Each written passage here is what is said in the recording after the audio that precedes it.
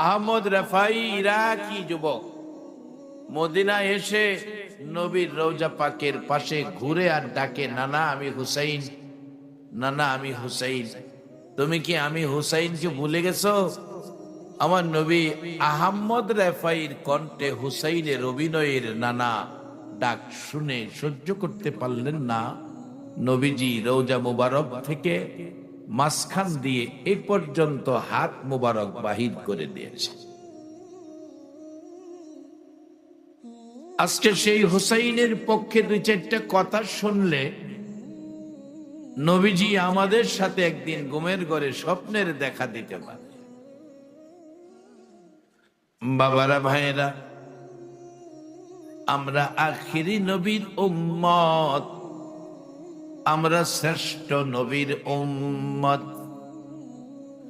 যে নবীর উম্মতের মর্যাদাও শ্রেষ্ঠ। কোরআন বলেছে, কুনতুম খায়রা উম্মাতিন উখরিজাত লিন-নাস। সকল মানুষের মধ্যে, সকল নবী রাসূলের উম্মতের মধ্যে আখিরি নবীর উম্মত উত্তম। সকল মানুষের মধ্যে আখিরি নবীর উম্মত শ্রেষ্ঠ। বলবেন হুজুর, এত শ্রেষ্ঠত্ব আমরা কেন পাইলাম? এই শ্রেষ্ঠত্ব পাওয়ার পিছনে আমাদের কোনো কৃতিত্ব নয়, আমাদের কোনো ক্ষমতা নয়। এই শ্রেষ্ঠত্ব পাওয়ার পিছনে কারণ হলো আমরা শ্রেষ্ঠ নবী পেয়েছি, আখিরি নবী পেয়েছি, যে নবীর সাথে আমার আল্লাহ বন্ধুত্ব করেছে। কিছু মানুষ বসে আলোচনা করছেন, মুসা নবীর কি ভাগ্য, আল্লাহর সাথে বন্ধুত্ব করেছেন। আরেকজন বলছে শুধু মুসা নবী নয়, ইব্রাহিম নবীর কি ভাগ্য, আল্লাহর সাথে বন্ধুত্ব করেছেন। আরেকজন বলছে শুধু ইব্রাহিম নবী নয়, ঈসা নবীর কি ভাগ্য, আল্লাহর সাথে বন্ধুত্ব করেছেন। কারণ নামের লকব ইব্রাহিম খলিলুল্লাহ, মুসা কালিমুল্লাহ, ঈসা রূহুল্লাহ। আরেকজন এসে বলছে, এতেই তোমরা আশ্চর্য হয়েছ, তারা আল্লাহর সাথে দুস্তি করেছে। আমার কাছে শুনো সবচেয়ে বড় আশ্চর্য খবর। কি খবর? তারা তো আল্লাহর সাথে দুস্তি করেছে, বন্ধুত্ব করেছে। আমার আল্লাহ যার সাথে দুস্তি করেছে তার ভাগ্য কত ভালো। সবাই বলছেন উনি কে? যার সাথে আল্লাহ বন্ধুত্ব করেছে, দুস্তি করেছে, বলেছেন উনি হলেন গো হাবিবুল্লাহ। কেউ খলিলুল্লাহ, কেউ রূহুল্লাহ, কেউ কালিমুল্লাহ, আল্লাহর সাথে দোস্তি করে। আর আমার আপনার নবী হলেন হাবিবুল্লাহ, আল্লাহ নিজে দোস্তি করেছে। সেই নবীর উম্মত যারা হয়েছে, আমার আল্লাহ তাদের দাম কোরআন শরীফের মধ্যে বাড়ায়া দিয়েছে। কুনতুম খায়রা উম্মাতিন উখরিজাত লিন-নাস। বলবেন হুজুর দাম তো বেশি, কোরআনে বুঝেছি, আলেম ওলামারাও শোনাইছে, কিন্তু আমরা তো পরিবেশে পড়ে, সমাজে পড়ে, অবস্থার উপরে অন্যায় অপরাধ করেছি। আল্লাহ এই কোরআনের মধ্যে বলেছে, বান্দারে ভয় পাইস না, আমি আল্লাহ তোমার গুনাহ মাফ করে দিব। রে বান্দা, আমার একটা নাম রাখলাম রহমান, রে বান্দা একটা নাম রাখছি রহিম, একটা নাম রাখলাম গাফফার, একটা নাম রাখলাম গাফুর। এই নামগুলো শুধুমাত্র তোমাদের ক্ষমা করার জন্য রেখেছি। শুধু তাই নয়, আমার নবী কান্দে, আমার আল্লাহ ডাকে, বন্ধু গো তুমি কান্দো, আমি আল্লাহর এত মায়া এত দয়া থাকতে তোমার আর কত কানবা, কানতে হবে না। এ বন্ধু, আমার 100 ভাগ মায়া, একটা ভাগ মায়া 18,000 মাখলুকের দিলাম। 99 মায়া আমি আল্লাহর কাছে রাখলাম তোমার উম্মতের জন্য। আমার নবী কান্দে, মাবুদ গো আমার ভয় লাগে, 99 ভাগ মায়া আপনার, একটা ভাগ মায়া মাখলুককে দিয়েছেন, এক ভাগ মায়া যে আপনার মধ্যে কম আছে, এই কারণে নিয়ে আমার উম্মতেরা জাহান্নামে যায়। আমার আল্লাহ ডেকে বলছেন, বন্ধু কেঁদো না, ও বন্ধু শোনো গো, হাসরের মাঠ যেদিন কায়েম হবে আমার মাখলুকের মায়ার কোনো প্রয়োজন পড়বে না। সেদিন আমি আল্লাহর একক ক্ষমতা থাকবে। সেদিন আমি আল্লাহ মাখলুকের কাছ থেকে সকল মায়া টাইনা টাইনা নিয়ে আসবো। আমি আল্লাহর 100 ভাগ মায়া পুরা করব। বন্ধু গো কানতে হবে না, 100 ভাগ মায়া মাখলুকের 1 ভাগ টাইনা পুরা করে 100 ভাগ পুরা মায়া গো বন্ধু আপনার উম্মতের বেলায় কাজে লাগাইব। আমার আপনার নবী আজকে কারবালার ইতিহাস কোত্থেকে আসলো? আম্মা জান আয়েশা সিদ্দিকা বলেন, পৃথিবীর মানুষেরা রে, আমার নবীজি যেদিন আমার হুজরায় এসে ঘুমাইতো আমি আয়েশা সিদ্দিকা বড় খুশি হতাম। আমার নবীজি মন ভর্তি ব্যথা, চোখ ভর্তি পানি, বুক ভর্তি ব্যথা লইয়া আমি আয়েশা সিদ্দিকার ঘরে আসতেন। মাঝে মাঝে দেখেছি নবীর ব্যথার কারণ জানতে চেয়েছি। আমার নবী একটা ব্যথা উল্লেখ করেছে, মায়ের খেয়েছে বহু জায়গায়, আয়েশা সবচেয়ে বেশি ব্যথা মায়েরে পেয়েছি তায়েফের জমিনে রে আয়েশা। আয়েশা শোনো, তায়েফের জমিনের চাইতেও বেশি ব্যথা আমার উম্মতের জন্য। আয়েশা রে, আমার একটা উম্মত যদি দুজকে যায় রে আয়েশা, আমি নবী সহ্য করতে পারবো না। সবাই বলুন মনে মনে, আমার সাথে আওয়াজ করে মহব্বতে বলুন, দয়াল নবী প্রেমের ছবি আর আসবে না জগতে। আমার দয়াল নবী প্রেমের ছবি আর আসবে না জগৎ। হাসর দিনে উম্মত বিনে, হাসর দিনে উম্মত বিনে যাবে না নবীজি বেহেশতে। দয়াল নবী প্রেমের ছবি আর আসবে না জগতে। আমার দয়াল নবী প্রেমের ছবি আর আসবে না জগতে। 63 সাল জিন্দিগি কাছে বলে উম্মতি, 63 সাল জিন্দিগি কাছে বলে উম্মতি, এখনো কান্দে শুয়ে মদিনাতে নবী, এখনো কান্দে শুয়ে মদিনাতে। দয়াল নবী প্রেমের ছবি আর আসবে না জগতে। আমার দয়াল নবী প্রেমের ছবি আর আসবে না জগতে। রে বাবার ভাইরা, আমার নবী সব ব্যথা ভুলে যাইতো, আপনার আমার মতো উম্মতের ব্যথা নবী বলতো না। আজকে কারবালার জমিনের নির্মম ঘটনা ঘটতো না নবী যদি উম্মতের ব্যথা ছেড়ে দিত।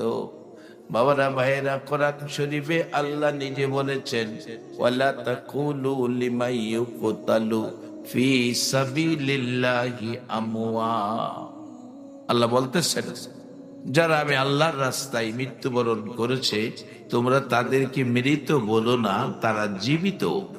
কোরআনের আরেক জায়গায় বলেছেন বাল আহইয়াউন ইনদা রাব্বিহিম ইরযাকুন, আমার রাস্তায় যারা মৃত্যুবরণ করেছে তারা কবরের মধ্যে, দুনিয়ার মানুষ যেমন 3 বেলা রিজিক খায়, খানা খায়, আমি আল্লাহ তাদের কবরের মধ্যে 3 বেলা খানা খাই। এখন সে আল্লাহর রাস্তাটা আমরা বুঝবো কিভাবে, কোনটা আল্লাহর রাস্তা? বাস্তবে আসেন, যুদ্ধে গেলেন আবু জাহেলের দল, যুদ্ধে গেলেন আমার আপনার নবীর দল, 2 দলে যুদ্ধ হলো, 2 দলের লোক মারা গেছে, ফাইসালা ইমানদাররা দিবেন। আবু জাহেলের পক্ষের লোকও মরছে, নবীজির পক্ষের লোকও মরছে। কোন পক্ষটা আল্লাহর রাস্তা হবে? নবীর পক্ষে যারা আল্লাহর রাস্তা পেয়েছে, যার বাস্তব হযরত হানজালা রাদিয়াল্লাহু তাআলা, হানজালা রাদিয়াল্লাহু তাআলার যুবক মানুষ, মাত্র বিবাহ করেছে, বাসর রাত, সকালবেলা গোসল খানায় খবর পেল, কানে আওয়াজ আসলো, কে যেন বলতেছে, ও মদিনার লোকেরা খবর পাইছো আল্লাহর হাবিব উহুদের জমিনে নাই। হানজালা ঘর থেকে বেরিয়ে গেলেন, গোসল করলেন না, বিবি তরবারি দে। বিবি বললেন গোসল ফরজ, গোসল করবেন। তরবারি চোখের পানি ছেড়ে দিছে। বিবি বিবি গোসল আর কার জন্য করবো রে, আমার নবী বলে নাই, তরবারি দে, গোসল করব না। হানজালা তরবারি লইয়া মাঠে চলে গেলেন। হানজালা রাদিয়াল্লাহু তাআলা শহীদ হয়ে গেলেন। অবশেষে যে যুদ্ধে 70 জন সাহাবা শহীদ, নবীও ব্যথায় ব্যতীত, নবীও ব্যথায় ব্যতীত। এত মার নবী মার খাইল, দান দান মোবারক, 2টা দান দান মোবারক ভেঙ্গে গেল, মাথার লোহার টুপি ভেঙ্গে টুকরা হয়ে 2টা অংশ মাথার ভিতরে ঢুকে গেল। নবী জ্ঞান হারা হয়ে পড়ে আছে, তারপরেও মারতেছে, নবীকে চির বিদায় করে দিবে। এমনি সময় জিবরাইল এসে গো আমার নবীরে টান দিয়া কোলে করে তাদের সামনের থেকে সরাইয়া উহুদ পাহাড়ের মাঝামাঝি নিয়ে শোয়াইয়া রাখছে। আমার নবীজি উহুদ পাহাড়ের মাঝামাঝি গো, রক্ত মোবারক মাথার থেকে বাহির হইয়া উহুদের পাথর লাল লাল হয়ে যাইতেছে। আমার নবী জ্ঞান হারা, জ্ঞান ফিরে না, এত কঠিন মাইর মারল, জ্ঞান হারা, জ্ঞান ফিরে না, কঠিন মাইর খাইল। সেই যুদ্ধে 70 জন সাহাবা শহীদ হলো, হানজালা শহীদ হলো। আমার নবী জ্ঞান ফিরল, নির্দেশ দিল সাহাবীরা গোসল দিও না, কাফন পরাইও না, রক্ত মাখা জামা কাপড় সহ দাফন করো। ও সাহাবীরা, আসরের দিন আমি নবী এই রক্ত মাখা অবস্থায় আল্লাহর কোর্টে লইয়া দাঁড়াইব, আর বলবো ডেকে ডেকে মাবুদ বলো গো আমার উম্মতের মতো কেউ এইভাবে জীবন দিছে কিনা। কোন নবী রাসূল দেখাইতে পারবে না, আমার নবী দেখাবে। আমার আল্লাহ খুশি হইয়া বলবে, বন্ধু গো যারা শহীদ হয়েছে তাদেরকে বলে দাও, এই মাঠ থেকে তোমার উম্মতের মধ্য থেকে যতজন ইচ্ছা মন চায় ততজন তোমার উম্মত লইয়া শহীদেরা যেন জান্নাতে চলে যা। আমার নবীর পাগল উম্মত গুলো দাফন করার নির্দেশ দিবে। নবী গোসল দিও না, কাফন পরাইও না। 69 জনের দাফন হয়ে গেল। 70-এর মাথায় হানজালার বিবি দৌড়াইয়া আসে, হুজুর আমি হানজালার স্ত্রী, আমি জানি শহীদদেরকে গোসল দেওয়া হয় না, কাফন পরানো হয় না, কিন্তু আমার স্বামীকে গোসল দিবেন, গোসল না দিয়ে দাফন করবেন না। আমার স্বামী নাপাক শরীর ছিল। আমার নবী বলেন, সাহাবীরা রে, দেখো হানজালার লাশটা দাফন হয়েছে কিনা। লোকেরা বলেন, না, হানজালার লাশ দাফন হয় নাই, 69 সাহাবী দাফন হয়েছে। মদিনায় উহুদ পাহাড়ের নিচে যাইয়া দেখবেন গো, নবীর 70 জন জান্নাতি সাহাবী একটা বাউন্ডারির ভিতরে ঘুমায়া রইছে। আমার নবী বললেন, হানজালা কই, আমার হানজালা কই? আজকে যারা এই মাঠে বসে আছো গো, আমার নবী যদি বলে আমার পাগল উম্মত গুলো কই? আমার নবী আপনাদের ব্যাপারে 1450 বছর আগে বলেছিলেন, সাহাবীরা তোমরা কি আমার আশ্চর্য ইমানদার মানুষগুলো দেখছো? সাহাবীরা বলেন, হুজুর আমরাই তো আশ্চর্য ইমানদার, আপনাকে দেখে কালিমা পড়ে মুসলমান হয়েছি। রাসূল বলেন, তোমরা আশ্চর্য ইমানদার নয়। 1400 বছর পরে রে সাহাবীরা আমাকে না দেখে আমার কথা শোনার জন্য ঘন্টার পর ঘন্টা বসে থাকবে। সাহাবীরা রে, আমি নবীর দুঃখের কথা শুনলে ওহ আহা করবে। আবার কেউ কেউ আমি নবীর ব্যথা দুঃখ শুনলে গাল বেয়ে বেয়ে চোখের পানি ছাড়বে। সাহাবীরা বলেন, হুজুর 1400 বছর পরে আপনাকে না দেখে কথা শোনার জন্য বসে থাকবে, ওহ আহা করবে, ব্যথায় ব্যথিত হবে, দুঃখের কথা শুনলে চোখের পানি ছাড়বে। 1400 বছর পরে আপনার উম্মতেরা এত পাগল হবে। নবী গো, আশ্চর্য হলাম, আপনারে না দেখে তারা এত পাগল হবে, ঘন্টার পর ঘন্টা ঘর বাড়ি ছেড়ে বসে থাকবে।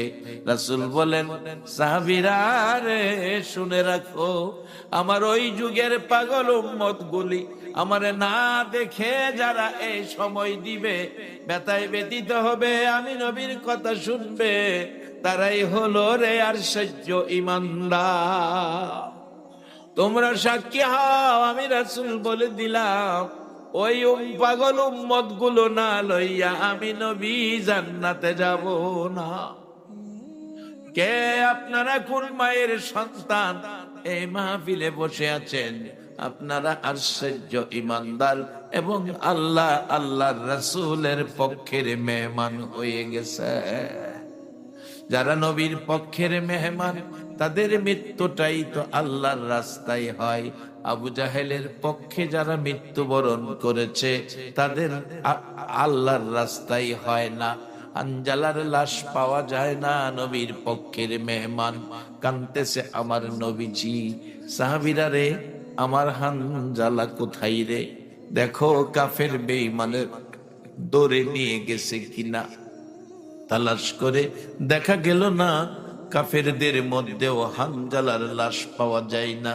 আমার নবী কাল বেয়ে বেয়ে চোখের পানি ছাড়লে জিবরাইল এসে সান্ত্বনা দিলেন, হুজুর কাঁদবেন না, আপনার পক্ষে হানজালা নাপাক শরীরে জীবন দিল, হানজালার গোসলের দায়িত্ব আমার আল্লাহ নিয়ে নিল। হানজালার নাপাক লাশ উঠাইয়া জান্নাতি পানি দিয়া রহমতের ফেরেশতা দ্বারা গোসল করাইতেছে।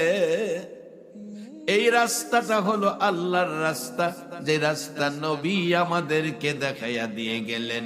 এই রাস্তায় থাকতে বলুন আপনারা রাজি আছেন কিনা?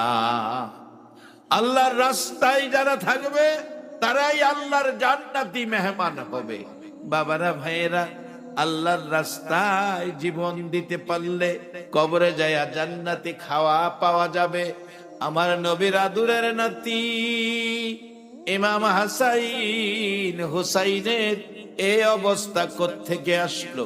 আম্মা জান আয়েশা সিদ্দিকা রাদিয়াল্লাহু তাআলা আনহা বলেন, পৃথিবীর মানুষেরা রে, আমার নবীজি আমার হুজরায় এসে গভীর রাত্রে ঘুমিয়েছে, গভীর রাত্রে ঘুমিয়েছে, আমি আয়েশা সিদ্দিকা ঘুমিয়েছি।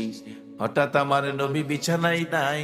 জিবরাইল এসে বলেছিলেন, নবী গো, আপনি তো উম্মতের দরদি, এইভাবে যদি ঘুমিয়ে সারা রাত কাটাইয়া দেন, আপনি কি উম্মতের জন্য কাঁদবেন না গো নবী? আমার নবী ঘুম থেকে উঠে মা আয়েশা সিদ্দিকাকেও ডাক দিল না, দরজাটা খুলে। আপনার আমার মতো উম্মতের পাগল নবীজি একটা দৌড় মারছে, উম্মতি উম্মতি বলিয়া। যাইতে যাইতে একেবারে মদিনার শেষ প্রান্তে আমার নবীজি সেজদায় পড়ে কাঁদতেছে, মাবুদ গো, যতক্ষণ পর্যন্ত উম্মতের নাজাতের খবর না শোনাইবা আমি রাসূল সেজদা থেকে মাথা উঠাইব না। একটা দিন পার হয়ে গেল, একটা রাত পার হয়ে গেল। মসজিদে নববীতে সাহাবীরা ফজরের আজান দিয়েছে, নামাজ পড়বে, ইমাম আসতেছে না। হুজরাই খবর নিলেন হুজুর হুজরাই নাই, হুজুর পাওয়া যাইতেছে না, দরজা খোলা। গভীর রাত্রে কোথায় গেল, কে বা কারা ধরে নিয়ে গেল, এমন কোনো খবর মিলতেছে না। সাহাবীরা বেরিয়ে গেছে, রাসূল কোথায়? সেদিন ব্যবসায়ীরা বেরিয়ে গেছে দোকান বন্ধ করে, রাসূল কোথায়? রে বাবা যুবকেরা, তোমাদের মতো যুবকেরা সেদিন তরবারি হাতে লইয়া পাগলের মতো বেরিয়ে গেছে। মাগো মা, বিদায় দাও গো, খুঁজে বের করি আমার নবী কোথায়। সেদিন তরুণেরা বেরিয়ে গেছে, নবী কোথায়? সেদিন মদিনার মহিলারা নবী নাই খবর পাইয়া রান্নাঘরের আগুন পানি দিয়া নিবাইছে। মদিনায় কারো চুলায় আগুন জ্বলে না, নবী নাই খবর পাইয়া। এমনকি মার কোলের শিশুরা পর্যন্ত মার স্তনে মুখ লাগায় না, মুখের দিকে তাকিয়ে থাকে, মার মুখের দিকে তাকিয়ে তুইডা ঠোঁট নাড়ে, কি যেন বলবেন, এটাই যেন বলবেন, মা দুধ খাবো না যতক্ষণ পর্যন্ত গো আমার মায়ার নবীর খবর না দিবা। শিশুরা পর্যন্ত দুধ খাওয়া বন্ধ করে দিল। একটা দিন পার হয়ে গেল, খবর মিলে না। একটা রাত গেল, দুইটা রাত, তিনটা দিন, তিনটা রাত যেদিন পার হয়ে যাবে, তিনটা দিন যেদিন পার হয়ে যাবে, আবু বকর ওমর পানিটাও খায় না, রাসূল খোই কান্দে। ইমাম হাসাইন হুসাইন মায়ের গলায় ধরে কান্দে, মা মাগো বলো গো মা, আমার নানা কই? নানা যেমন আদর করতেন, নানার জন্য হাসাইন হুসাইন পাগল ছিলেন। কেমন পাগল নানার জন্য হাসাইন হুসাইন, নানা নিজেও কেমন পাগল হাসাইন হুসাইনের জন্য। হাসাইন হুসাইনের জন্য আমার নবী কেমন পাগল। 3 দিন হলো নবীর পেটে খাবার নাই। আস্তে আস্তে হাঁটতে হাঁটতে ফাতেমার বাড়িতে আসলেন, দরজায় দাঁড়িয়ে ডাকলেন, ফাতেমারে দরজাটা খোলো, ও ফাতেমা দরজাটা খোলো। নবীর আকাঙ্ক্ষা ছিল ফাতেমার ঘরে কিছু খাবার থাকবে, খাবার খাবে। দরজা খুলে দিলে ফাতেমার চোখে পানি, কাঁদতেছে। জিজ্ঞেস করেন, বাবা গো কেন কান্দেন, ঘটনা কি, কি হয়েছে বলুন। ফাতেমা কান্দে। নবীজি জিজ্ঞেস করে, ফাতেমা তুমি কেন কান্দো, তোমার কান্নার খবর আগে বলো। বাবা আমি কান্দি, পাশের রুমে যাইয়া দেখো তোমার আদুরের নাতি হাসাইন আর হুসাইন আজকে 3 দিন হলো গো বাবা, চুলায় আগুন জ্বলে না, না খাইয়া পেটের খিদার যন্ত্রণাই পেট মাটিতে লাগাইয়া গো বাবা নানা নানা কইয়া কাঁদতেছে। আমার নবী একটা নজর দেখলো হাসাইন হুসাইন কান্দে, আর দেরি করলো না, ঘর থেকে বেরিয়ে গেছে। যাইতে যাইতে একটা ইহুদির বাগান, বাগানের মালিক ইহুদি, খেজুরের বাগান, পাশে দাঁড়াইয়া ডাকতেছে, ইহুদি রে তোর বাগানে কাজের লোক রাখবে নি? ইহুদি বলেন, এত সুন্দর চেহারা, বড় লোকের ছেলে মনে হয়, কাজ করতে পারবেন? কি কাজ?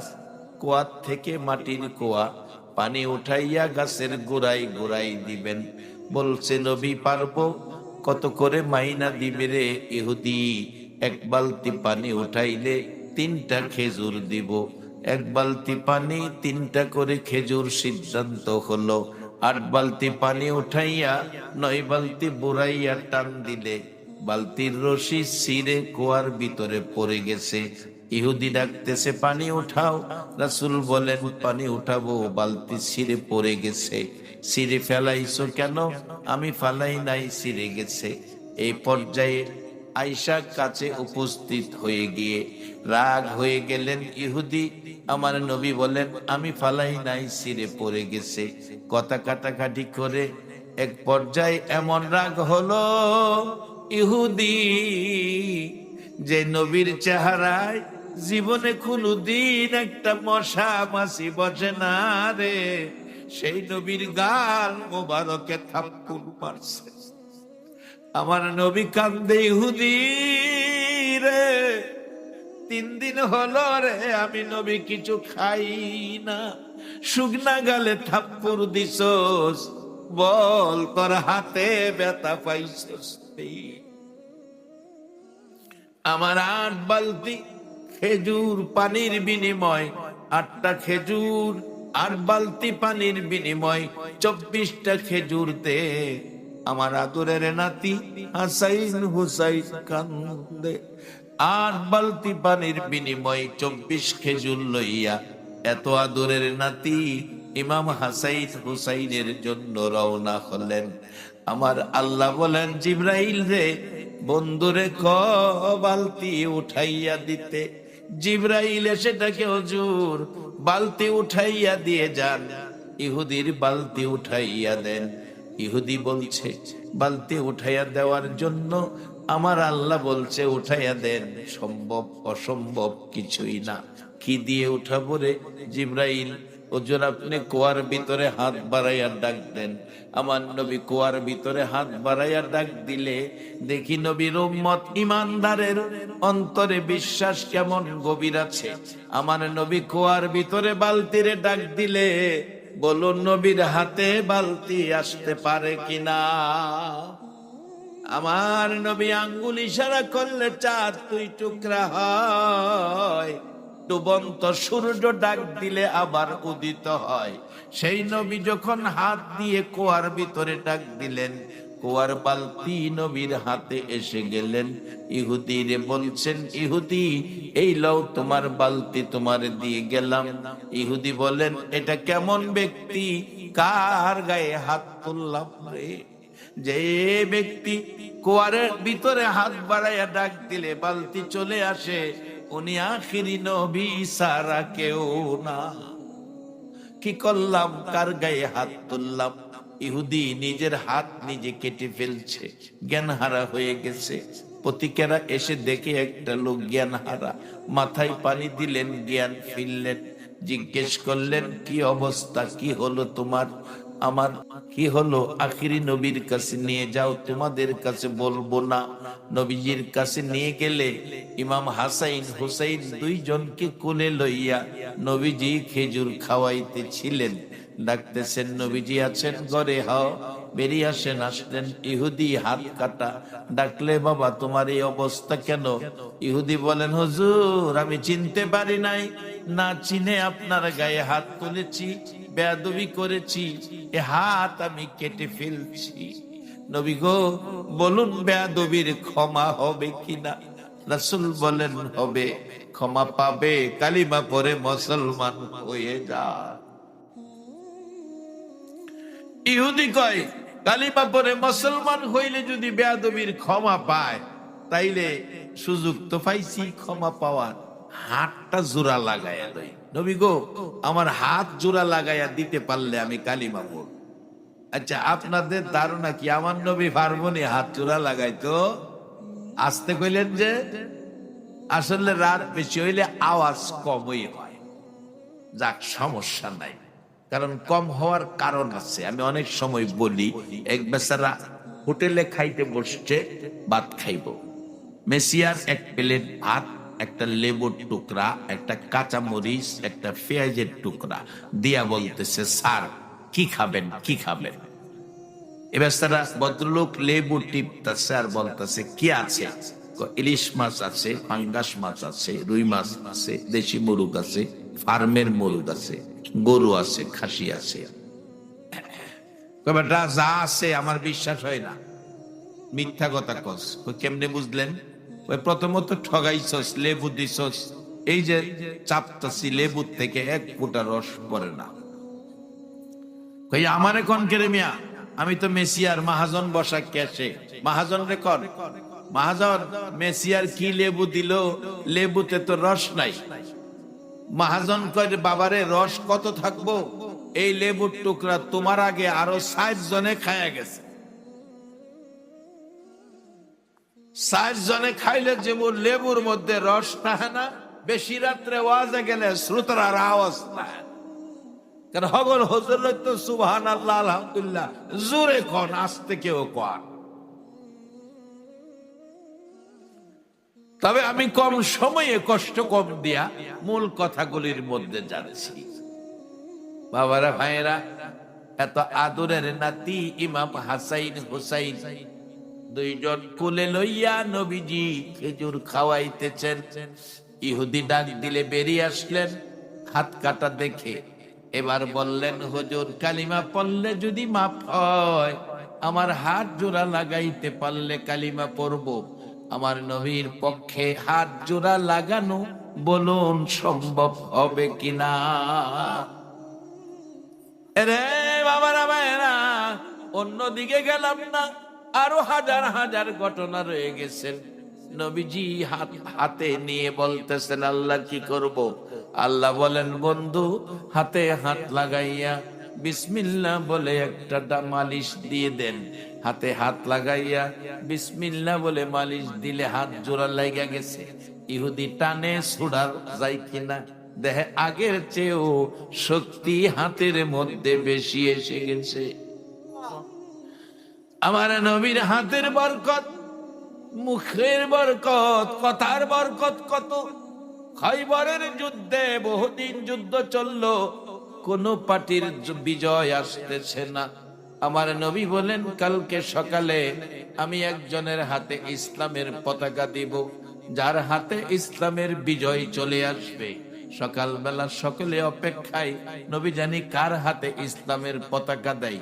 নবী ডাকলেন, আমার আলী কোথায়? আলী কোথায়? যাকে শেরে খোদা বলা হয়, আল্লাহর বাগ বলা হয়, আলী কোথায়? হযরত আলী অসুস্থ ছিলেন, চোখ উঠেছে। আলীকে ডাকলেন, চোখ বন্ধ করে আলী আসলেন, হুজুর আমি অসুস্থ। রাসূল বলেন, এদিকে আসো। কাছে আসলেন, একটু থুতু মুবারক চোখে লাগাইয়া দিলে চোখ ভালো হয়ে গেছে। আলীর হাতে পতাকা দিলেন। এবার যুদ্ধ শুরু হলেন। খৈবরের ঘের, 2টা কপাট, এক একটা কপাটের ওজন ছিল 80 মুল ওজন। 80 মুল ওজনের লোহার গেটের কপাট।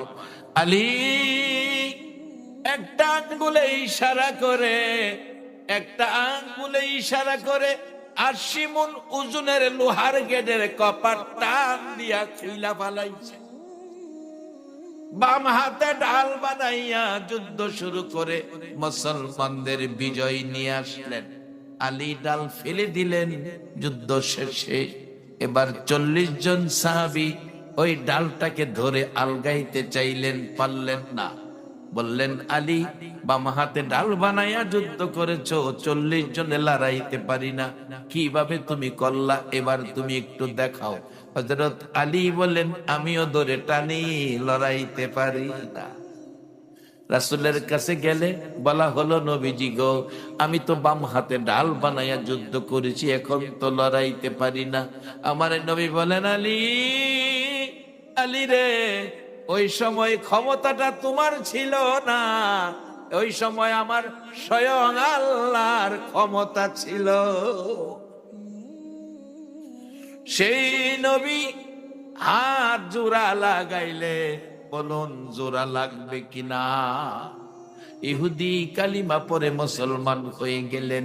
এত আদরের ইমাম হাসাইন হুসাইন, আম্মা জান আয়েশা বলেন, 3 দিন যেদিন পার হয়ে যায়, আবু বকর উমর দুইজন সারা দিন ঘুরে, পানিটাও খায় না, নবীজির খবর পায় না।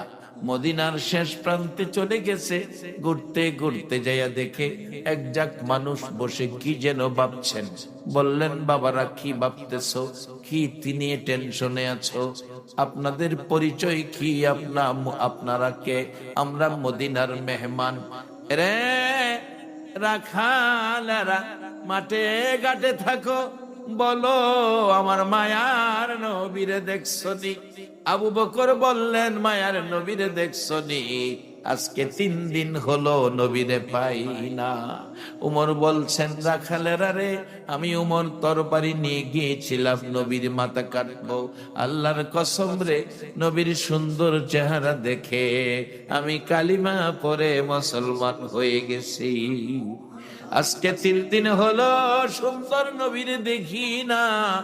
3 দিন হলো সুন্দর নবীরে দেখি না। আবু বকর বলেন, 3 দিন হলো মায়ার নবীরে পাই না। বলো 3 দিন পার হয়ে গেল, আমার মায়ার নবীর খবর তোমরা জানো কিনা? একটা রাখাল দাঁড়াইয়া বললেন, আবু বকর উমর দুইজনের কথা সমন্বয় করে একটা খবর দিতে পারি। আজকে 3 দিন হলো, ও আবু বকর উমর, পূর্ণিমার চাঁদের মতো সুন্দর একজন ব্যক্তি ওই পাহাড়টার পাশে যাইয়া দেখ রে আবু বকর উমর। আজকে 3টা দিন পার হয়ে যায়, 3টা রাত পার হয়ে গেছে, ওই লোকটা সেজদায় পড়ে উম্মতি উম্মতি উম্মতি বলে কাঁদতেছে। আবু বকর উমর দুইজনে সিদ্ধান্তে পৌঁছলেন, উম্মতি বলে কান্দে আমার নবী ছাড়া কেউ না। যাইতে চাইলে রাখালেরা বাধা দিলেন, আবু বকর উমর যেও না, কথা দাও, এই লোকটা যদি তোমাদের নবী হয়ে থাকে, লোকটাকে উঠাইয়া মদিনায় লয়ে যাবে। কথা দাও রে আবু বকর উমর, কারণ আজকে 3 দিন হলো আমাদের বেড়া, বকরি, দুম্বা, উট সবগুলো পশু ওই লোকটার পাশে দাঁড়াইয়া, তার ব্যথায় ব্যতীত হইয়া দাঁড়াইয়া দাঁড়াইয়া 3 দিন হলো কান্দে, ঘাস পানি খায় না। আবু বকর উমর বলেন, পশু পাখি যার ব্যথায় কাঁদে রে, আমাদের নবী ছাড়া কেউ না। পাশে যাইয়া দেখে আমার নবী সেজদায় পড়ে কাঁদতেছে। আবু বকর বলেন, উমর রে, যেই নবীর সুন্দর চেহারা দেখে মুসলমান হয়েছিলে, তাকাইয়া দেখ, এই নবী উম্মতের মায়ায় কাঁদতে কাঁদতে চেহারা কালো হইয়া গেছে। আমার নবীর পাশে দাঁড়াইয়া আবু বকর বলতেছিলেন, হুজুর কাঁদবেন না, আপনার উম্মতের জন্য আমি আবু বকরের তামাম জিন্দেগীর নেকি দান করে দিলাম। আমার নবী মাথা উঠায় না।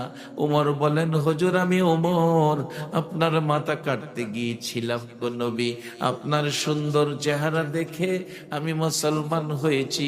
আজ থেকে, ওই দিন থেকে শুরু করে আজ পর্যন্ত যত নেকি উমর কামাইছি, সবগুলো নেকি আপনার উম্মতের দিলাম। কাঁদবেন না, মাথা উঠান, মদিনায় চলুন। আমার নবী মাথা উঠাই না। আবু বকর কান্দে, ওমর কান্দে, কিভাবে মদিনায় নিব? আবু বকর কান্দে, ওমর কান্দে। ওমর ডাকতেছে, ভাই আবু বকর, একটা পরামর্শ দিতে পারি। নবীকে মদিনায় নেওয়ার জন্য হাসাইন আর হুসাইন লাগবে রে। হাসাইন আর হুসাইন ছাড়া, ফাতেমা ছাড়া নবীকে মদিনায় নেওয়া যাবে না রে আবু বকর। আমি দেখেছি আমার নবী মসজিদে নববীর বারিন্দায় বসা, প্রত্যেকে যেন 2 ভাই এসে ডাকতেছে, নানা গো, আমরা 2 ভাইরে একটা ঘোড়া কিনা দেন। মদিনার ছেলেরা ঘোড়া দৌড়াইতেছে। রাসূল বলেন, আমার কাছে টাকা নাই। মার কাছে যাও, মার কাছে টাকা নাই। বাবার কাছে যাও, বাবার কাছে টাকা নাই। তুমি ঘোড়া কিনে দাও, আমার কাছেও টাকা নাই। হাসাইন হুসাইনের মনটা কষ্ট। আমার নবী নাতিদ্বয় খুশি করার জন্য মসজিদে নববীর বারিন্দায় হামাগুড়ি দিলেন। 2 নাতিরে পিঠে বসাইয়া আমার নবীজি নাতি খুশি করবে, গোরার অভিনয় করে পিঠে বসাইছে। উমর বলেন, আবু বকর আমি দেখেছি একবার ডান দিকে যায় আবার বাম দিকে যায়। আমার নবী নাতিরে পিঠে বসাইয়া গুড়ার স্বাদ মিঠাই দে। আবু বকর আমি ওমর দাঁড়াইয়া বলেছিলাম, কত দামি ঘোড়ার উপর হাসাইন হুসাইন উঠেছে। আমার নবী চোখের পানি ছেড়ে দিছে, রে ওমর দামি ঘোড়া দেখলা, ঘোড়ার উপরে যারা বসছে তারা কত দামি দেখলা না? যে নাতি দইকে আমার নবী এত মায়া করতেন, এত আদর করতেন, সেই দুই নাতি ইমাম হাসাইন আর হুসাইন খবর মদিনায় পৌঁছলো, নবীজি আছে মদিনার শেষ প্রান্তে উম্মতের জন্য কাঁদে। হযরতে খাতুনে জান্নাত ফাতেমাতুজ জাহরা দুই সন্তান লইয়া নবীর পাশে ডাকতেছে, বাবা গো ফাতেমারে কেমনে বুইলা 3 দিন রইলা গো বাবা? এই রাস্তাটা হলো আল্লাহর রাস্তা, যে রাস্তা নবী আমাদেরকে দেখাইয়া দিয়ে গেলেন। এই রাস্তায় থাকতে বলুন আপনারা রাজি আছেন কিনা? আল্লাহর রাস্তায় যারা থাকবে তারাই আল্লাহর জান্নাতি মেহমান হবে। বাবারা ভাইয়েরা, আল্লাহর রাস্তায় জীবন দিতে পারলে কবরে যায় জান্নাতি খাওয়া পাওয়া যাবে। আমার নবীর আদুরের নাতি ইমাম হাসাইন হুসাইনের এই অবস্থা কোত্থেকে আসলো? আম্মা জান আয়েশা সিদ্দিকা রাদিয়াল্লাহু তাআলা আনহা বলেন, পৃথিবীর মানুষেরা রে, আমার নবীজি আমার হুজরায় এসে গভীর রাত্রে ঘুমিয়েছে, গভীর রাত্রে ঘুমিয়েছে। আমি আয়েশা সিদ্দিকা ঘুমিয়েছি। হঠাৎ আমার নবী বিছানায় নাই। জিবরাইল এসে বলেছিলেন, নবী গো আপনি তো উম্মতের দরদি, এইভাবে যদি ঘুমিয়ে সারা রাত কাটাইয়া দেন, আপনি কি উম্মতের জন্য কাঁদবেন না গো নবী? আমার নবী ঘুম থেকে উঠে মা আয়েশা সিদ্দিকাকেও ডাক দিল না, দরজাটা খুলে আপনার আমার মতো উম্মতের পাগল নবীজি একটা দৌড় মারছে, উম্মতি উম্মতি বলিয়া। যাইতে যাইতে একেবারে মদিনার শেষ প্রান্তে আমার নবীজি সেজদায় পড়ে কাঁদতেছে, মাবুদ গো যতক্ষণ পর্যন্ত উম্মতের নাজাতের খবর না শোনাইবা আমি রাসূল সেজদার থেকে মাথা উঠাইব না। একটা দিন পার হয়ে গেল, একটা রাত পার হয়ে গেল। মসজিদে নববীতে সাহাবীরা ফজরের আজান দিয়েছে, নামাজ পড়বে, ইমাম আসতেছে না। হুজরাই খবর নিলেন, হুজুর হুজরাই নাই, হুজুর পাওয়া যাইতেছে না, দরজা খোলা। গভীর রাত্রে কোথায় গেল, কে বা কারা ধরে নিয়ে গেল, এমন কোনো খবর মিলতেছে না। সাহাবীরা বেরিয়ে গেছে, রাসূল কোথায়? সেদিন ব্যবসায়ীরা বেরিয়ে গেছে দোকান বন্ধ করে, রাসূল কোথায়? রে বাবা যুবকেরা, তোমাদের মতো যুবকেরা সেদিন তরবারি হাতে লইয়া পাগলের মতো বেরিয়ে গেছে।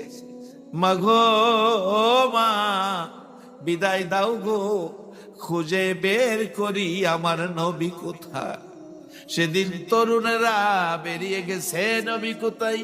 সেদিন মদিনার মহিলারা নবী নাই খবর পাইয়া রান্নাঘরের আগুন পানি দিয়া নিবাইছে।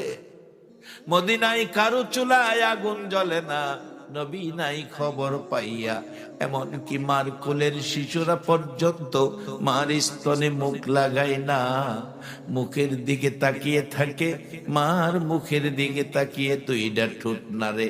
কি যেন বলবেন, এটাই যেন বলবেন, মা দুধ খাবো না যতক্ষণ পর্যন্ত গো আমার মায়ার নবীর খবর না দিবা। শিশুরা পর্যন্ত দুধ খাওয়া বন্ধ করে দিল। একটা দিন পার হয়ে গেল, খবর মিলে না। একটা রাত গেল, 2টা রাত, 3টা দিন, 3টা রাত যেদিন পার হয়ে যাবে, 3টা দিন যেদিন পার হয়ে যাবে, আবু বকর ওমর পানিটাও খায় না, রাসূল খোই কান্দে। ইমাম হাসাইন হুসাইন মায়ের গলায় ধরে কান্দে, মা মাগো বলো গো মা আমার নানা কই? নানা যেমন আদর করতেন, নানার জন্য হাসাইন হুসাইন পাগল ছিলেন। কেমন পাগল নানার জন্য হাসাইন হুসাইন, নানা নিজেও কেমন পাগল হাসাইন হুসাইনের জন্য। হাসাইন হুসাইনের জন্য আমার নবী কেমন পাগল। 3 দিন হলো নবীর পেটে খাবার নাই। আস্তে আস্তে হাঁটতে হাঁটতে ফাতেমার বাড়িতে আসলেন। দরজায় দাঁড়িয়ে ডাকলেন, ফাতেমারে দরজাটা খোলো, ও ফাতেমা দরজাটা খোলো। নবীর আকাঙ্ক্ষা ছিল ফাতেমার ঘরে কিছু খাবার থাকবে, খাবার খাবে। দরজা খুলে দিলে ফাতেমার চোখে পানি, কাঁদতেছে। জিজ্ঞেস করেন, বাবা গো কেন কান্দেন? ঘটনা কি, কি হয়েছে বলুন। ফাতেমা কান্দে। নবীজি জিজ্ঞেস করে, ফাতেমা তুমি কেন কান্দো? তোমার কান্নার খবর আগে বলো। বাবা আমি কান্দি, পাশের রুমে যাইয়া দেখো তোমার আদুরের নাতি হাসাইন আর হুসাইন আজকে 3 দিন হলো গো বাবা, চুলায় আগুন জ্বলে না, না খাইয়া পেটের খিদার যন্ত্রণায় পেট মাটিতে লাগাইয়া গো বাবা নানা নানা কইয়া কাঁদতেছে।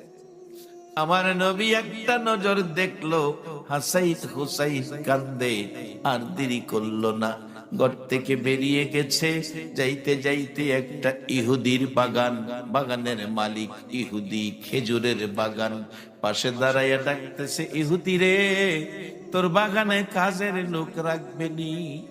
ইহুদি বলেন, এত সুন্দর চেহারা, বড় লোকের ছেলে মনে হয়, কাজ করতে পারবেন? কি কাজ? কুয়ার থেকে মাটির কুয়া পানি উঠাইয়া গাছের গোড়ায় গোড়ায় দিবেন। বলছে নবী পারবো। কত করে মাইনা দিবে রে ইহুদি? 1 বালতি পানি উঠাইলে 3টা খেজুর দিব। 1 বালতি পানি 3টা করে খেজুর। সিদ্ধান্ত হলো 8 বালতি পানি উঠাইয়া 9 বালতি বুড়াইয়া টান দিলে বালতির রশি ছিঁড়ে কুয়ার ভিতরে পড়ে গেছে। ইহুদি ডাকতেছে, পানি উঠাও। রাসূল বলেন, পানি উঠাবো, বালতি ছিঁড়ে পড়ে গেছে। ছিঁড়ে ফেলাইছো কেন? আমি ফালাই নাই, ছিঁড়ে গেছে। এই পর্যায়ে আয়েশা কাছে উপস্থিত হয়ে গিয়ে রাগ হয়ে গেলেন ইহুদি। আমার নবী বলেন, আমি ফালাই নাই, ছিঁড়ে পড়ে গেছে। কথা কাটাকাটি করে এক পর্যায়ে এমন রাগ হলো ইহুদি যে নবীর চেহারায় জীবনে কোনদিন একটা মশা মাছি বসে না রে, সেই নবীর গাল মোবারকে থাপ্পড় মারছে। আমার নবী কান্দে, ইহুদি রে 3 দিন হলো রে আমি নবী কিছু খাই না, শুকনা গালে থাপ্পড় দিছস, বল তোর হাতে ব্যথা পাইছস? আমার 8 বালতি খেজুর পানির বিনিময়, 8টা খেজুর 8 বালতি পানির বিনিময় 24টা খেজুর দে। আমার আদরের নাতি হাসাইন হুসাইন কান্দে। 8 বালতি পানির বিনিময় 24 খেজুর লইয়া এত আদরের নাতি ইমাম হাসাইন হুসাইনের জন্য রওনা হলেন। আমার আল্লাহ বলেন, জিব্রাইল রে বন্ধুরে ক বালতি উঠাইয়া দিতে। জিব্রাইল এসে ডাকে, হুজুর বালতি উঠাইয়া দিয়ে যান। ইহুদির বালতি উঠাইয়া দেন। ইহুদি বলছে, বালতি উঠাইয়া দেওয়ার জন্য আমার আল্লাহ বলছে উঠাইয়া দেন। সম্ভব অসম্ভব কিছুই না। কি দিয়ে উঠাবো রে? জিব্রাইল, হুজুর আপনি কুয়ার ভিতরে হাত বাড়াইয়া ডাক দেন। আমার নবী কুয়ার ভিতরে হাত বাড়াইয়া ডাক দিলে দেখি নবীর উম্মত ইমানদারের অন্তরে বিশ্বাস কেমন গভীর আছে। আমার নবী কুয়ার ভিতরে বালতিরে ডাক দিলে বলুন নবীর হাতে বালতি আসতে পারে কিনা? আমার নবী আঙ্গুল ইশারা করলে 4 2 টুকরা হয়। ডুবন্ত সূর্য ডাক দিলে আবার উদিত হয়। সেই নবী যখন হাত দিয়ে কুয়ার ভিতরে ডাক দিলেন, কুয়ার বালতি নবীর হাতে এসে গেলেন। ইহুদি রে বলছেন, ইহুদি এই লও তোমার বালতি, তোমার দিয়ে গেলাম। ইহুদি বলেন, এটা কেমন ব্যক্তি, কার গায়ে হাত তুললাম রে? যে ব্যক্তি কুয়ারের ভিতরে হাত বাড়াইয়া ডাক দিলে বালতি চলে আসে, উনি আখিরি নবী সারা কেউ না। কি করলাম, কার গায়ে হাত তুললাম? ইহুদি নিজের হাত নিজে কেটে ফেলছে, জ্ঞান হারা হয়ে গেছে।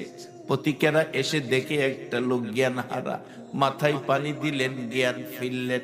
জিজ্ঞেস করলেন, কি অবস্থা, কি হলো তোমার? আমার কি হলো? আখিরি নবীর কাছে নিয়ে যাও, তোমাদের কাছে বলবো না।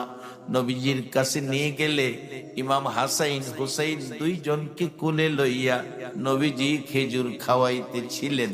ডাকতেছেন, নবীজি আছেন ঘরে, হাও বেরিয়ে আসেন। আসলেন ইহুদি, হাত কাটা। ডাকলে, বাবা তোমার এই অবস্থা কেন? ইহুদি বলেন, হুজুর আমি চিনতে পারি নাই, না চিনে আপনার গায়ে হাত তুলেছি, বেয়াদবি করেছি, এ হাত আমি কেটে ফেলছি। নবী গো বলুন, বেয়াদবির ক্ষমা হবে কিনা? রাসূল বলেন, হবে, ক্ষমা পাবে, কালিমা পড়ে মুসলমান হয়ে যা। ইহুদি কয়, কালিমা পড়ে মুসলমান হইলে যদি বেয়াদবির ক্ষমা পায়, তাইলে সুযোগ তো পাইছি ক্ষমা পাওয়ার, হাতটা জোড়া লাগাইয়া লই। নবী গো আমার হাত জোড়া লাগাইয়া দিতে পারলে আমি কালিমা পড়ব। আচ্ছা, আপনাদের ধারণা কি আমার নবী পারবনি হাত জোড়া লাগাইতো? আসতে কইলেন যে আসলে রাত বেশি হইলে আওয়াজ কমই হয়। যাক, সমস্যা নাই, কারণ কম হওয়ার কারণ আছে। আমি অনেক সময় বলি, এক বেচারা হোটেলে খাইতে বসছে, ভাত খাইব, মেসিয়ার এক প্লেট ভাত, একটা লেবুর টুকরা, একটা কাঁচা মরিচ, একটা পেঁয়াজের টুকরা দিয়া বলতেছে, স্যার কি খাবেন, কি খাবেন? এবার তারা ভদ্রলোক লেবু টিপতেছে আর বলতেছে, কি আছে? ইলিশ মাছ আছে, পাঙ্গাস মাছ আছে, রুই মাছ আছে, দেশি মুরগ আছে, ফার্মের মুরগ আছে, গরু আছে, খাসি আছে। যা আছে আমার বিশ্বাস হয় না, মিথ্যা কথা কস। কেমনে বুঝলেন? ওই প্রথমত ঠগাইছস, লেবু দিছস, এই যে চাপতাছি লেবুর থেকে এক ফোঁটা রস পড়ে না। আমারে কোন কেরে মিয়া, আমি তো মেসিয়ার মাহাজন বসা ক্যাশে, মাহাজন রে কর। মাহাজন, মেসিয়ার কি লেবু দিল, লেবুতে তো রস নাই। মাহাজন কয়, বাবারে রস কত থাকবো, এই লেবুর টুকরা তোমার আগে আরো 60 জনে খায়া গেছে। 60 জনে খাইলে যেমন লেবুর মধ্যে রস থাকে না, বেশি রাত্রে ওয়াজে গেলে শ্রোতার আওয়াজ থাকে। কারণ হগর হুজুর তো সুবহানাল্লাহ আলহামদুলিল্লাহ জোরে কোন, আস্তে কেউ কোন। তবে আমি কম সময়ে কষ্ট কম দিয়া মূল কথাগুলির মধ্যে যাচ্ছি।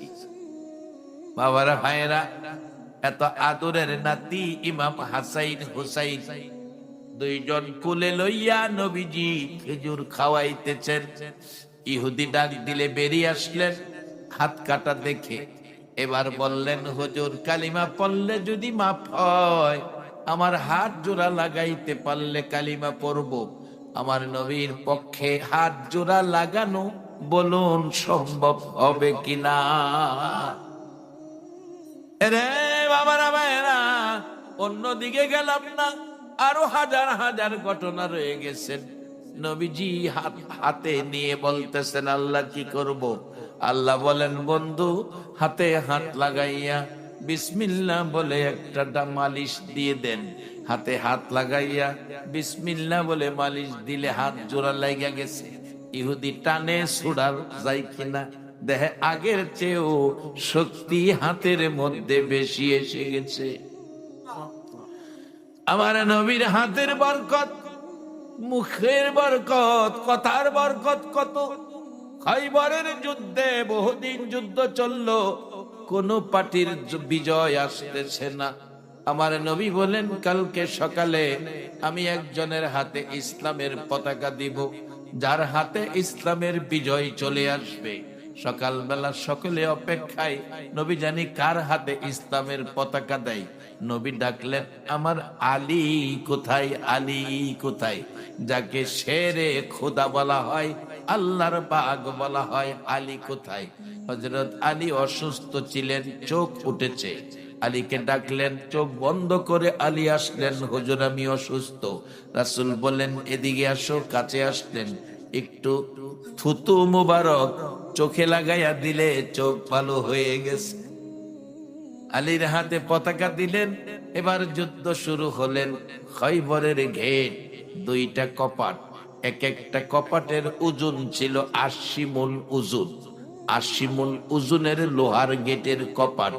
আলী একটা আঙ্গুলে ইশারা করে, একটা আঙ্গুলে ইশারা করে ৮০ মুল ওজনের লোহার গেটের কপাট টান দিয়া খুইলা ফালাইছে। বাম হাতে ঢাল বানাইয়া যুদ্ধ শুরু করে মুসলমানদের বিজয় নিয়ে আসলেন। আলী ঢাল ফেলে দিলেন। যুদ্ধ শেষে এবার ৪০ জন সাহাবী ওই ডালটাকে ধরে আলগাইতে চাইলেন, পারলেন না। বললেন, আলী বাম হাতে ডাল বানাইয়া যুদ্ধ করেছো, ৪০ জনে লড়াইতে পারি না, কিভাবে তুমি করলা? এবার তুমি একটু দেখাও। হযরত আলী বললেন, আমিও ধরে টানি, লড়াইতে পারি না। রাসূলের কাছে গেলে বলা হলো, নবীজি গো, আমি তো বাম হাতে ডাল বানাইয়া যুদ্ধ করেছি, এখন তো লড়াইতে পারি না। আমার নবী বলেন, আলী, আলী রে, ওই সময় ক্ষমতাটা তোমার ছিল না, ওই সময় আমার স্বয়ং আল্লাহর ক্ষমতা ছিল। সেই নবী হাত জোড়া লাগাইলে বলুন জোড়া লাগবে কিনা? ইহুদি কালিমা পরে মুসলমান হয়ে গেলেন। এত আদরের ইমাম হাসাইন হুসাইন, আম্মা জান আয়েশা বলেন, ৩ দিন যেদিন পার হয়ে যায়, আবু বকর উমর দুইজন সারা দিন ঘুরে পানিটাও খায় না, নবীজির খবর পায় না। মদিনার শেষ প্রান্তে চলে গেছে, ঘুরতে ঘুরতে যাইয়া দেখে এক জাক মানুষ বসে কি যেন ভাবছেন। বললেন, বাবারা কি ভাবতেছো? কি তিনি টেনশনে আছো? আপনাদের পরিচয় কি? আপনারা কে? আমরা মদিনার মেহমান। রে রাখালেরা, মাঠে ঘাটে থাকো, বলো আমার মায়ার নবীরে দেখছনি? আবু বকর বললেন, মায়ার নবীরে দেখছনি? আজকে ৩ দিন হলো নবীরে পাই না। উমর বলছেন, রাখালেরা রে, আমি উমর তরবারি নিয়ে গিয়েছিলাম নবীর মাথা কাটবো। আল্লাহর কসম রে, নবীর সুন্দর চেহারা দেখে আমি কালিমা পড়ে মুসলমান হয়ে গেছি। আজকে ৩ দিন হলো সুন্দর নবীরে দেখি না, ৩ দিন হলো সুন্দর নবীরে দেখি না। আবু বকর বলেন, ৩ দিন হলো মায়ার নবীরে পাই না। বলো, ৩ দিন পার হয়ে গেল, আমার মায়ার নবীর খবর তোমরা জানো কিনা? একটা রাখাল দাঁড়াইয়া বললেন, আবু বকর উমর দুইজনের কথা সমন্বয় করে একটা খবর দিতে পারি। আজকে ৩ দিন হলো, ও আবু বকর উমর, পূর্ণিমার চাঁদের মতো সুন্দর একজন ব্যক্তি ওই পাহাড়টার পাশে যাইয়া দেখ রে আবু বকর উমর। আজকে ৩টা দিন পার হয়ে যায়, ৩টা রাত পার হয়ে গেছে, ওই লোকটা সেজদায় পড়ে উম্মতি উম্মতি উম্মতি বলে কাঁদতেছে। আবু বকর উমর দুইজনের সিদ্ধান্তে পৌঁছলেন, উম্মতি বলে কান্দে আমার নবী ছাড়া কেউ না। যাইতে চাইলে রাখালেরা বাধা দিলেন, আবু বকর উমর যেও না, কথা দাও, এই লোকটা যদি তোমাদের নবী হয়ে থাকে, লোকটাকে উঠাইয়া মদিনায় লয়ে যাবে। কথা দাও রে আবু বকর উমর, কারণ আজকে ৩ দিন হলো আমাদের বেড়া, বকরি, দুম্বা, উট সবগুলো পশু ওই লোকটার পাশে দাঁড়াইয়া, তার ব্যথায় ব্যতীত হইয়া দাঁড়াইয়া দাঁড়াইয়া ৩ দিন হলো কান্দে, ঘাস পানি খায় না। আবু বকর উমর বলেন, পশু পাখি যার ব্যথায় কান্দে রে, আমাদের নবী ছাড়া কেউ না। পাশে যাইয়া দেখে আমার নবী সেজদায় পড়ে কাঁদতেছে। আবু বকর বলেন, ওমর রে, যেই নবীর সুন্দর চেহারা দেখে মুসলমান হয়েছিলে, তাকাইয়া দেখ এই নবী উম্মতের মায়ায় কানতে কানতে চেহারা কালো হইয়া গেছে। আমার নবীর পাশে দাঁড়াইয়া আবু বকর বলতেছিলেন, হুজুর কাঁদবেন না, আপনার উম্মতের জন্য আমি আবু বকরের তামাম জিন্দেগীর নেকি দান করে দিলাম। আমার নবী মাথা উঠায় না। ওমর বলেন, হুজুর আমি ওমর, আপনার মাথা কাটতে গিয়েছিলাম গো নবী, আপনার সুন্দর চেহারা দেখে আমি মুসলমান হয়েছি। আজ থেকে, ওই দিন থেকে শুরু করে আজ পর্যন্ত যত নেকি উমর কামাইছি, সবগুলো নেকি আপনার উম্মতের দিলাম। কাঁদবেন না, মাথা উঠান, মদিনায় চলুন। আমার নবী মাথা উঠাই না। আবু বকর কান্দে, ওমর কান্দে, কিভাবে মদিনায় নিব? আবু বকর কান্দে, ওমর কান্দে। ওমর ডাকতেছে, ভাই আবু বকর, একটা পরামর্শ দিতে পারি। নবীকে মদিনায় নেওয়ার জন্য হাসাইন আর হুসাইন লাগবে রে। হাসাইন আর হুসাইন সারা, ফাতেমা সারা নবীকে মদিনায় নেওয়া যাবে না রে আবু বকর। আমি দেখেছি আমার নবী মসজিদে নববীর বারিন্দায় বসা, প্রত্যেকে যেন দুই ভাই এসে ডাকতেছে, নানা গো, আমরা দুই ভাইয়ের একটা ঘোড়া কিনা দেন। মদিনার ছেলেরা ঘোড়া দৌড়াইতেছে। রাসূল বলেন, আমার কাছে টাকা নাই। মার কাছে যাও, মার কাছে টাকা নাই। বাবার কাছে যাও, বাবার কাছে টাকা নাই। তুমি ঘোড়া কিনে দাও, আমার কাছেও টাকা নাই। হাসাইন হুসাইনের মনটা কষ্ট। আমার নবী নাতিদ্বয় খুশি করার জন্য মসজিদে নববীর বারিন্দায় হামাগরি দিলেন। দুই নাতিরে পিঠে বসাইয়া আমার নবীজি নাতি খুশি করবে গোরার অভিনয় করে পিঠে বসাইছে। ওমর বলেন, আবু বকর আমি দেখেছি একবার ডান দিকে যায়, আবার বাম দিকে যায়। আমার নবী নাতিরে পিঠে বসাইয়া গুড়ার স্বাদ মিঠাই রে আবু বকর। আমি ওমর দাঁড়াইয়া বলেছিলাম, কত দামি ঘোড়ার উপর হাসাইন হুসাইন উঠেছে। আমার নবী চোখের পানি ছেড়ে দিছে। রে ওমর, দামি ঘোড়া দেখলা, ঘোড়ার উপরে যারা বসছে তারা কত দামি দেখলা না? যে নাতিদ্বয়কে আমার নবী এত মায়া করতেন, এত আদর করতেন, সেই দুই নাতি ইমাম হাসাইন আর হুসাইন খবর মদিনায় পৌঁছলো, নবীজি আছে মদিনার শেষ প্রান্তে উম্মতের জন্য কাঁদে।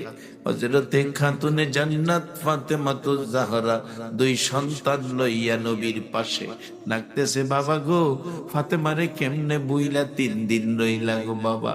তুমি নান্দা ফাতেমার খবর নিতা, ঘরে যাইতা, কেমনে 3টা দিন বুইলা লইলা? বাবা মাথা উঠাও, উম্মতের জন্য কাঁদো।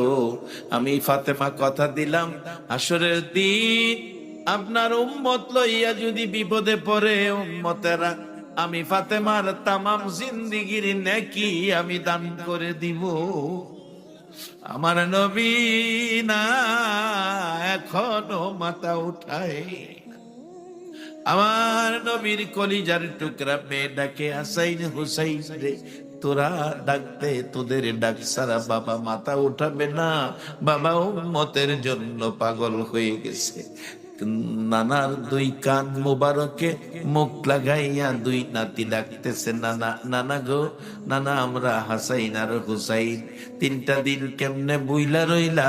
আমরা 3 দিন পানিটাও খাই না মদিনায়, কারো ঘরের চুলায় আগুন জ্বলে না। নানা মাথা উঠাও, মাথা উঠাও নানা, তোমারে লইয়া মদিনায় যাব, খানা খাবো। আমার নবী জবাব দেয় না। ফাতেমা 2টা হাত বাড়াইছে, হাসাইন হুসাইন কান্দিস না, আমি মা হইয়া তোদের জন্য 2টা হাত বাড়াইয়া দোয়া করি। মাবুদ, আমার হাসাইন হুসাইন কান্দে, নানা নানা কইয়া রে মাবুদ। আমার বাবা কান্দে উম্মত কইয়া, আমি ফাতেমা সহ্য করতে পারি না।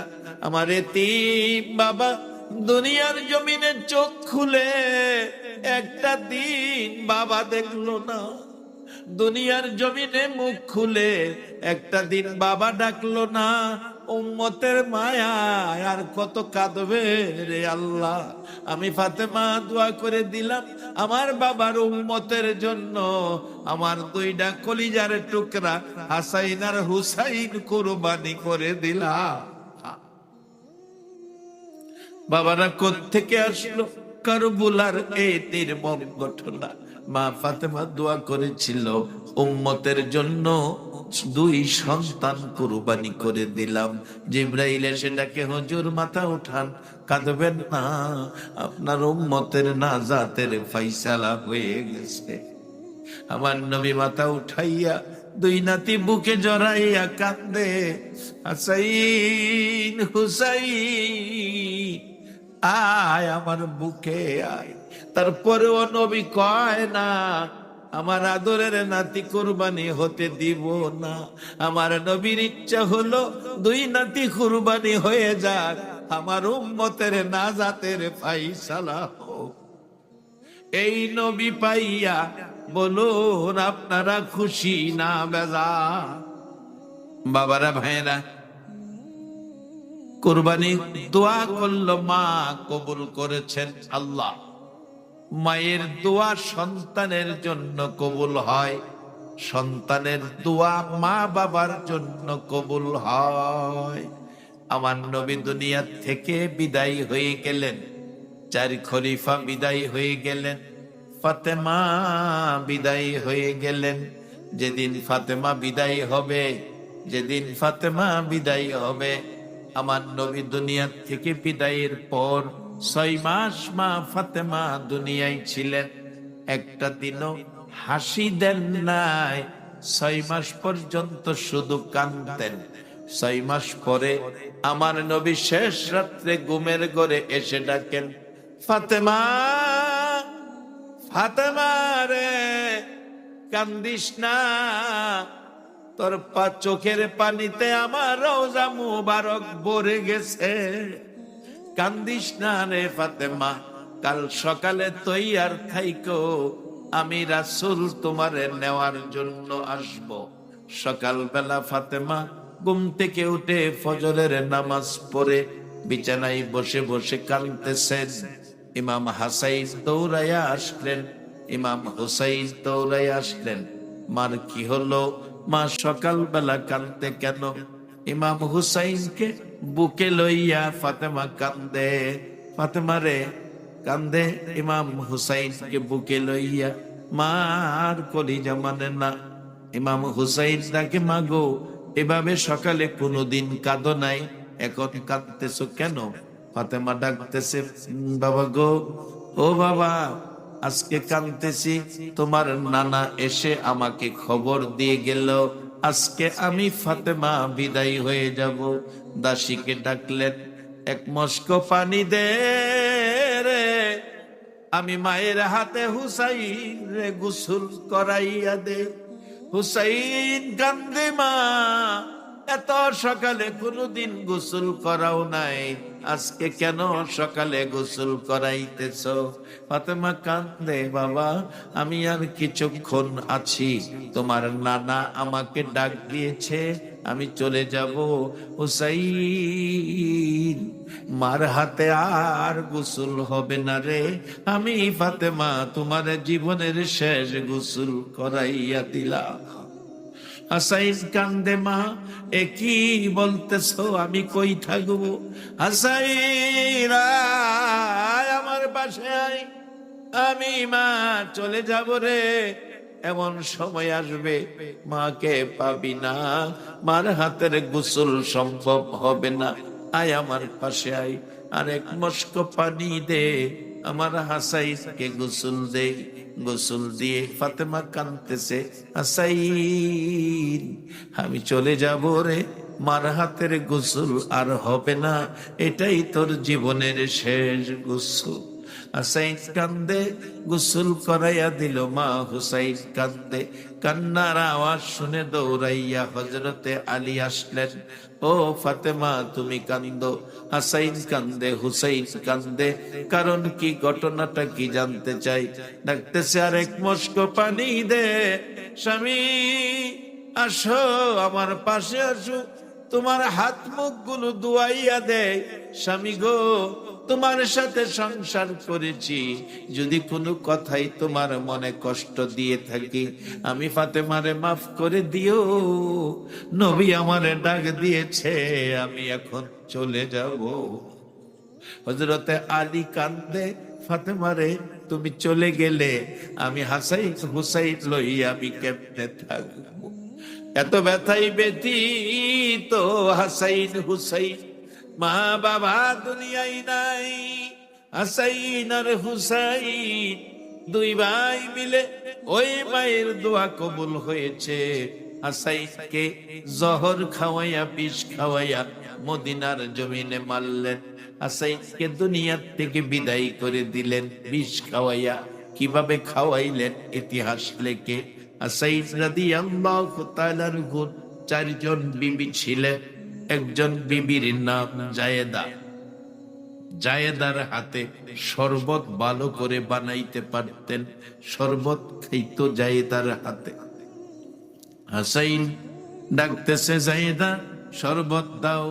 এজিদের পক্ষ থেকে একজন মহিলা, যার নাম ময়মনা কুটনি বুড়ি, ময়মনা কুটনি বুড়ি, পুরস্কারের লোভে জায়েদার কাছে এক পোটলা বিষ দিয়ে গেলেন।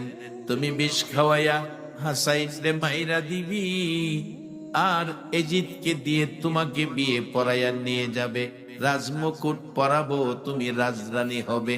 মহিলারা সরল মানুষ, এই বিশ্বাসে শরবতের সাথে বিষ দিলে হাসাইন একটানে খেয়ে ফেললো। সারা শরীর সবুজ হয়ে গেছে, জিহ্বাটা শুধু নড়তেছে, আর যেন থাকবে না দুনিয়ায়। ডাকতেছে, আমার ভাই হুসাইন কই? হুসাইন আসলো কাছে, বলল, ভাই এই অবস্থা কেন, কে করেছে বলো, প্রতিশোধ নেব। হুসাইন কান্দে, হুসাইন প্রতিশোধ না, আমার মায়ের দোয়া কবুল। আমার নানার উম্মতের জন্য আমরা দুই ভাইয়ের কুরবানির দোয়া করেছিল।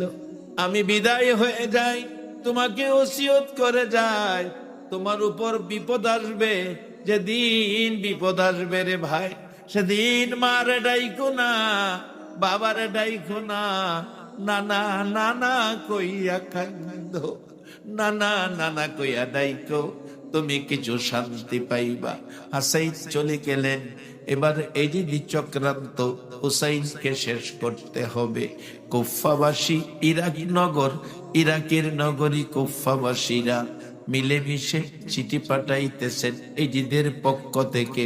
ইবনে জিয়াদ গভর্নরের দায়িত্ব, 800 চিঠি পাঠাইছে একের পর এক।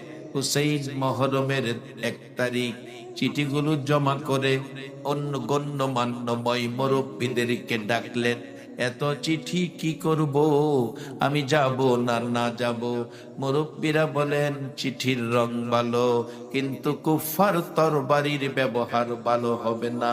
হুসাইন আপনাকে মদিনার দিকে যেতে দিব না। রাত্রে হুসাইন ঘুমাইলে আমার নবী কান্দে আর ডাকে, হুসাইন তুমি কুফায় যাও, যাওয়ার পথে তোমার ঘোড়ার পাও যেখানে ডাইবা যাবে রে হুসাইন, এখানে তাবু গাইরো। তুমি হুসাইন কারবালা নামক জায়গায় শহীদ হইয়া যায়। সকাল বেলা মেয়ে পুরুষ মিলে 6 মাসের শিশু সহ 72 জনের কাফেলা লইয়া রওনা হলেন। যাইতে যাইতে মহরমের 7 তারিখ কারবালা নামক মাঠে ঘোড়ার পাও ডেবে গেছে। হুসাইন ঘোড়ার থেকে নামছে, জিজ্ঞেস করলেন জায়গাটার নাম কি? কারবালা। ডাকলেন সঙ্গীরা, তাবু গাড়ো। নানা বলছে, এখানে আমি শহীদ হব। তাবু গাললেন, সকালবেলা ঘেরাও করে ফেলছে। মহরমের 10 তারিখ সকালবেলা ডাকতেছে, এই দিদি সৈন্যরা বেরিয়ে আসো, কাপুরুষের মতো ঘরে বসে আছো, যুদ্ধ করো। হুসাইন বলছে, আমি তো যুদ্ধে করতে আসি নাই, এই যে চিঠি মেহমান হয়ে এসেছি, আমাকে কুফায় যেতে দাও, দেওয়া হবে না। তাহলে আমাকে মদিনায় যেতে দাও, দেওয়া হবে না। এজিদের কাছে নিয়ে যাও, দেওয়া হবে না। যুদ্ধ করো। ইমাম হাসাইন রাদিয়াল্লাহু তাআলা আনহুর বড় ছেলে, যার নাম কাসেম, তরবারি হাতে ডাকতেছে, চাচা অনুমতি দেন, বেরিয়ে যায়। চাচা অনুমতি দেন। ওগো নবীর উম্মতেরা, নবীর আওলাদেরা কি শিক্ষা দিল? বাবা নাই, চাচার অনুমতি চাই। আর আমরা যেই যুগে পড়ছি, বাবার তো মূল্য যেমন তেমন, চাচার তো মূল্য একবারেই নাই। চাচার অনুমতি নিবে দূরের কথা, আমরা তো বাবারে জিগাই না। নবীর আওলাদ কি শিক্ষা দিল? বাবা নাই, চাচার কাছে অনুমতি চাই। কাসেম বলছে, চাচা অনুমতি দেন, আমি যুদ্ধের ময়দানে ঝাঁপিয়ে পড়ি। হাসাইন রাদিয়াল্লাহু তাআলা আনহুর বড় ছেলে কাসেম। হুসাইন বলছে, বাবা তোমার বাবার ওসিয়ত আমার মেয়ে সকিনার সাথে তোমার বিবাহ পড়াইতে। তাবুর ভিতরে ঢুকো, বিবাহের কাজটা সম্পূর্ণ হয়ে যাক। তাবুর ভিতরে ঢুকলেন, বিবাহ পড়াইয়া হুসাইন বেরিয়ে আসলেন। হাসাইনের ছেলে কাসেম দাঁড়ায় আছে, হুসাইনের মেয়ে সকিনা স্বামীর পায়ে সালাম করতেছে, মাথায় হাত বোলাইয়া ডাকে, সকিনা বিদায় দে, আমি ময়দানে যাব। সকিনা কান্দে, স্বামী গো, দুনিয়ার মানুষ বিয়ের পরে স্বামী লইয়া বাসর ঘরে যায়, আমি কি বাসর ঘরে যাব না রে সকিনা, আমি যুদ্ধের ময়দানে যাব। সকিনা কান্দে, এই কি আমার ভাগ্যে ছিল, এই কি নবীর আওলাদের কপালে ছিল, বিয়ের পরে স্বামী যুদ্ধের ময়দানে চলে যায়। সকিনা কান্দে, কাসেম কান্দে, সকিনা কাসেম কান্দে। সকিনারে সান্ত্বনা দিতে যাইয়া কাসেম ডাকতেছে, সকিনা রে কান্দিস না, কান্দিস না, এই দেশে বাসর দরকার নাই, তোর আমার বাসর হবে আল্লাহর জান্নাতে।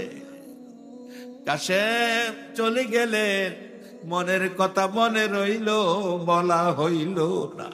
ওগো মা বোনেরা, এত কষ্ট করে যেই নবীর আওলাদ আমাদের ইসলাম দিয়ে গেল, রে বাবা যুবকেরা, বাসর ঘরে যায় না, কাসেম কারবালায় যায়, জীবন দিয়ে দিল, মৃত্যুবরণ করলো।